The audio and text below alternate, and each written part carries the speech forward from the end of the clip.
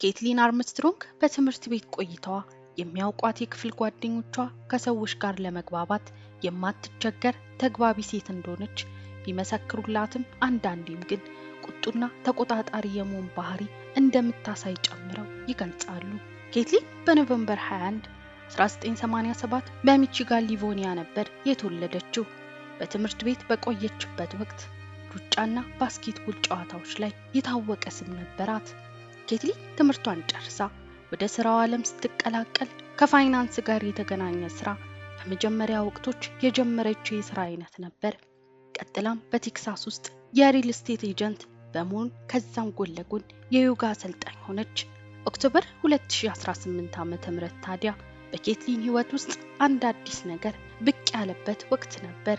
ልክ እንደሷ የፍቅር አጋር የሚፈልግ ሰው ለመፈለግ በገባችበት በአንድ የዴቲንግ አፕሊኬሽን ኮሊን ስትሪክላንድ የተባለ ሰው ትታወቃለች። ኮሊን በእድሜ ከኬትሊን በአንድ ዓመት ከፍ የሚል ወጣት ሲሆን ልክ እንደ ኬትሊን ሁሉ በስፖርታዊ እንቅስቃሴ መሳተፍ የሚወድ አይነት ሰው ሆኖ እሱ ግን በብስክሌት ውድድር ላይ ፍላጎት የነበረው ነበር። ታዲያ ሁለቱ የፍቅር አጋር ፈላጊዎች በአንድ ቦታ ተገናኙና በፍጥነት ተዋውቀው በቶሎ ተግባብተው ደስ የሚሉ ቆይታዎችን በጋራ ማሳለፍ ጀመሩ።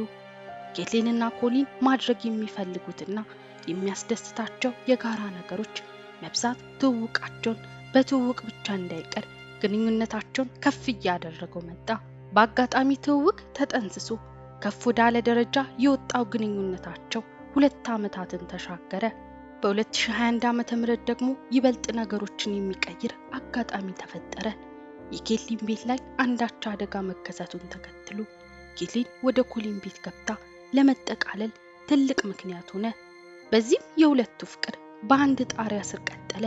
በኬትሊን ቤት ላይ የተከሰተው ቤቷን የጎዳ አደጋ በራሱ መጥፎ አጋጣሚ ቢሆንም ሳይደግስ አይጣላም የሚለውን አባባል ይበልጥ በሚያጎላ መልኩ የተፈጠረው መጥፎ አጋጣሚ ሁለቱም በአንድ ሊያኖራቸው ምክንያት ሆነ። በሩቅ ለሩቅ ግንኙነት ተሸፋፍኖ የቆየው ውስጣዊ ባህሪ በአንድ ጣሪያ ስር ሲኮን በግልጽ መታየት የጀመረ ይመስል የኬትሊንና የኮሊን ግንኙነት ቀስ በቀስ ንፋስ እየገባበት መጣ። ሲጀምር የነበረው መግባባትና ፍቅር በጊዜ ሂደት ጣዕሙ መሟጠጥ ጀመረ። በዚህም ታዲያ ኦክቶበር 2021 ዓ.ም በሁለቱ ግንኙነት ዙሪያ የመጨረሻ ውሳኔ የሚወሰንበት ወቅት ነበር። ወደ 3 ዓመት ገደማ የዘለቀው ትውውቅና የፍቅር ግንኙነት ማብቃቱን ሁለቱም ማረጋገጡ። ሆኖም ግን ኬትሊንና ኮሊን በፍቅር እንደማይቀጥሉ ቢወስኑም ሁለቱም ግን በኮሊን ቤት መኝታ ክፍላቸውን ለይተው ኑሯቸውን ቀጠሉ። ይህ ከተለያዩ በኋላ እምብዛም ያልተለመደ በጋራ የመኖር ሐሳብ በሁለቱ ላይ ይሁንታን አግኝቶ ይሁን አልፎም ኬትሊን ከዛ ቤት ለመውጣት ዝግጁ ባለመሆኗ ግልጽ ሳይሆን የጋራ ኑሯቸውን ቀጠሉ። ኬትሊን ከኮሊን ጋር የነበራት የፍቅር ግንኙነት ማብቃቱን ተከትሎ በዴቲንግ አፕሊኬሽን ከምታገኛቸው የተለያዩ ወንዶች ጋር አጠር ያሉ ግንኙነቶች ነበሯት። ይህ ታዲያ በኮሊን አእምሮ ውስጥ ምን ሊፈጥር እንደሚችል የሚያውቀው እሱ ብቻ ቢሆንም የቀድሞ ፍቅረኛ የነበረች ሴት በራሱ ቤት ውስጥ እያለች ከሌሎች ወንዶች ጋር የሚኖራት የፍቅርና የወሲብ ግንኙነትን ማወቁ አንዳቸው የሚረብሽ ስሜት እንደሚፈጥር የሚያጠራጥር አይደለም። ሆኖም ግን በዚህ ሁኔታ ጊዜያቶች አለፉ። በዚህ ሁኔታ መሃል ኮሊንም አንዲት ማሪያ ዊልሰን የተባለች ሴት ይተዋወቃል። ከኮሊን ጋር አንድ የሚያደርጋቸው ነገር ሁለቱም በብስክሌት ውድድር ላይ የሚሳተፉ ስፖርተኞች ሲሆኑ ኮሊን ከኬትሊን ጋር የነበረው ግንኙነት መቋረጡን ተከትሎ ከማሪያ ጋር የአዲስ የፍቅር ግንኙነት ጅማሩ ሆነ። ኮሊን ብቻ ሳይሆን ማሪያም ከቀድሞ ፍቅረኛዋ ጋር በቅርብ ጊዜ ውስጥ የተለያየች መሆኑ ለማሪያና ለኮሊን ሌላ የጋራ የኑሮ አጋጣሚ ነበር። ይህ የህይወት አጋጣሚ ጅማሩ ነው ታዲያ ያሳዛኙ ክስተትና የከፋ ወንጀል መፈጠር ጥንስስ ሲሆነው። ኬትሊን ከኮሊን ጋር ብትለያይም ከቤቱ ለመውጣት ፍቃደኛ ሳትሆን ከተለያዩ በዴቲንግ አፕሊኬሽን ላይ ከምታገኛቸው ወንዶች ጋር የተለያዩ ግንኙነት ቢኖራትም ኮሊን ከሌላ ሴት ጋር የጀመረው ፍቅር በቅናት እያቃጠላት መጣ። ኬትሊን የሚሰማትን የቅናት መንፈስ ደብቃ ለመቆየት ፍላጎት አልነበራትም። በዚህም የማሪያን ስልክ ፈልጋ በማግኘት ማስፈራራትና ስሜቶቿን የሚጎዱ ቃላቶችን ትልክላት ነበር። ማሪያ ከኮሊን ጋር በጀመረችው አዲስ የፍቅር ግንኙነት ደስተኛ ብትሆንም የኬትሊን መልእክቶች ግን ይረብሿት ነበር።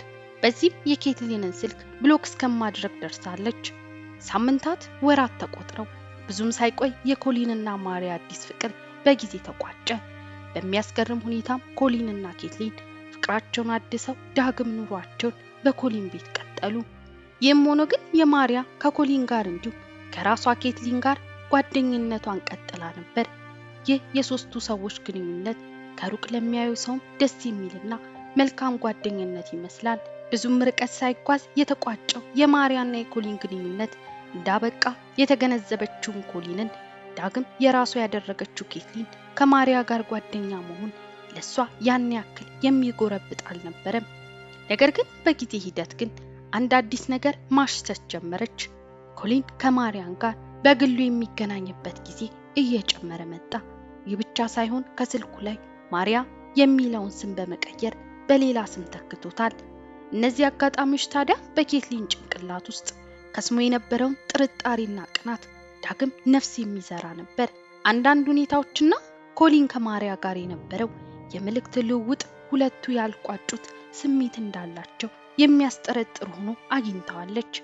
ኬትሊን ታዲያ በአእምሯ እየተመላለሰ የቆየው ሐሳብ ይበልጥ አስፈሪ እየሆነና እልህ ጭካኔ የተሞላበት እየሆነ መጣ። ሜይ 11 2022 ዓ.ም ታዲያ የሶስቱ የተጠላለፈ ግንኙነት ማብቂያ ያሳዛኙ ክስተት ደግሞ መጀመሪያ ቀን ሆነ።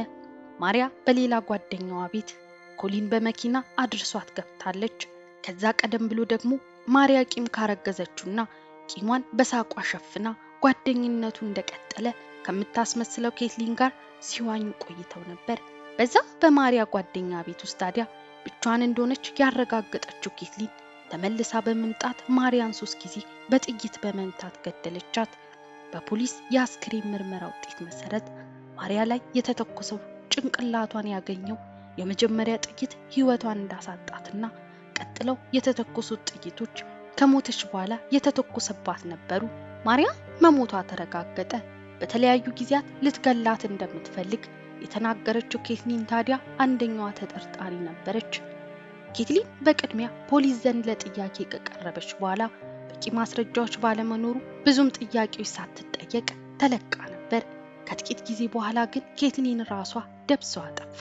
ኬትሊን የዚህ ግድያ ተጠርጣሪ መሆኗ እየታወቀ መሰወሯ ይበልጥ እሷ ላይ ትኩረት የሚፈጥር ነበር።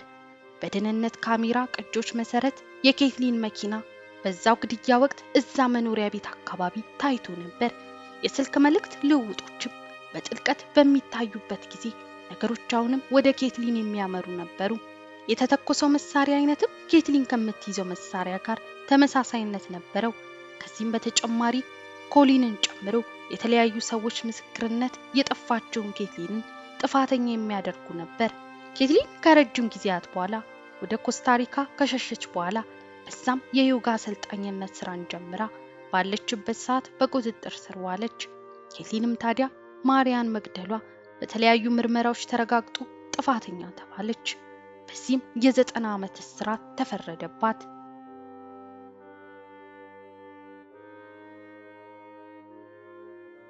ውድ ቤተሰቦቼ ለዛሬ ያዘጋጀሁት ቪዲዮ ይህን ይመስል ነበር። እናንተስ በዚህ ታሪክ ላይ ምን ሐሳብ አላችሁ? ሐሳባችሁን ኮሜንት ላይ አሳውቁኝ። ለዚህ ቻናል አዲስ ሆናችሁ ሰብስክራይብ እያደረጋችሁ ተቀላቀሉ።